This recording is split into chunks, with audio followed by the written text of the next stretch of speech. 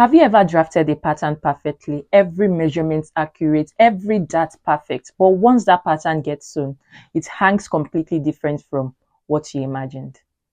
I'm sorry if you've ever experienced this, but sometimes it has nothing to do with your pattern drafting and has everything to do with your fabric and how it behaves. Because every fabric has its own personality. It stretches, collapses, or flows in its own language. And today I'll show you how to read that language so your designs behave exactly the way you envisioned. Because once you understand this, your patterns stop being ordinary flat drawings and start moving like living garments. As pattern makers, we design patterns in 2 dimensions, but fabrics, they always live in 3. It bends, it resists, it surprises you, and every line you draft on your pattern has to predict how that fabric will perform on the body. That's where true design mastery begins, not with how neatly you draw your lines, but with how accurately you can predict movements before you cut your fabric. Because the difference between a good pattern and a great one is how well it anticipates fabric behavior. Every fabric you'll ever use behaves through 3 forces. Number 1, weight, which is how heavy or light it feels in your hands. Number 2, drape, which is how well the fabric falls and moves when released. Number 3, stretch, which is how much it gives under tension. And together, these 3 forces decide how your pattern comes alive. Change one and your entire fit, balance, or silhouette can shift. That's why 2 garments from the same pattern can look nothing alike. And that's why professionals don't just choose fabrics randomly. They design with it from the beginning. Weight decides how visible your design structure will be. Heavy fabrics like denim, canvas, or wool hold shape and showcase seams perfectly.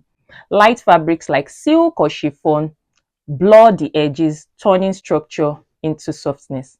That means the same dart, the same hemline can look architectural in one fabric and fluid in another.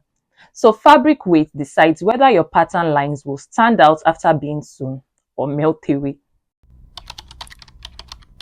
Drape gives fabric its emotion. It's what makes one garment feel structured and another feel effortless.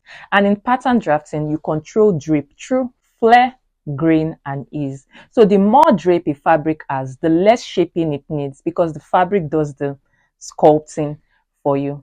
If you've ever sewn the same pattern in silk and cotton, for example, and one looked stiff and structured while the other moved slippery like water, that's not luck. That's drape telling the story of the fabric.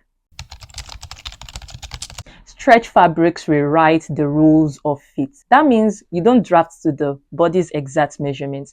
You draft according to the fabric's stretch recovery. A woven stretch fabric like stretch cotton or stretch crepe, for example, has limited stretch capacity.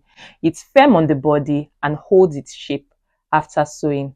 However, a knit stretch fabric like jersey, for example, has a medium to high amount of stretch, feels much more flexible and clings to the body, even if you don't have that on your pattern sometimes.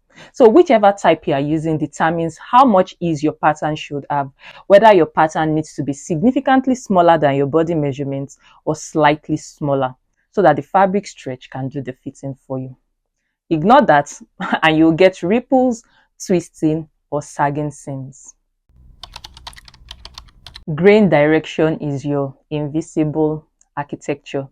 Cut on the straight grain and your garment stands strong. Cut on the cross grain and it loosens slightly. Cut on the bias and suddenly the fabric drapes and moves with the body.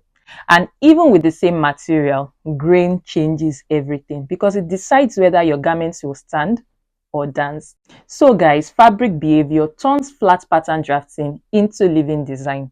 When you understand how weight, drape, stretch, and grain work together, you stop guessing while drafting and start controlling how your garments move, feel, and express your design intent. And that's the bridge between pattern logic and artistry. Now, if you want to start mastering fabric behavior begin with your basic blocks because they are the control sample pieces you can use to test any fabric before you commit to a full design. So join my private pattern drafting course where I'll teach you how to draft every one of these basic blocks from scratch so you can predict how any fabric will behave before the first cut. The link to my private course is right above your screen so you can learn more about it. Don't forget to hit the subscribe button below your screen and I'll see you in my next video. Bye.